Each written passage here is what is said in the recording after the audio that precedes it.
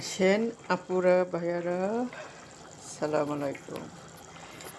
আমরা জাহান্নামের আগুন থেকে বাঁচার জন্য দোয়া পড়ি 7 বার, সকালে 7 বার, সন্ধ্যায় 7 বার।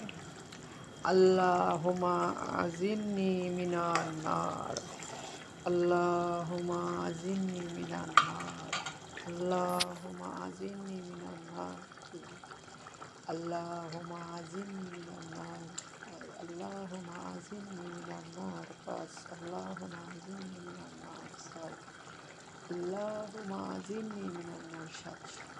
সকালে 7 বার করলে এই দিন যদি মৃত্যু হয় জাহান্নামের আগুন থেকে আমরা বাঁচতে পারবো।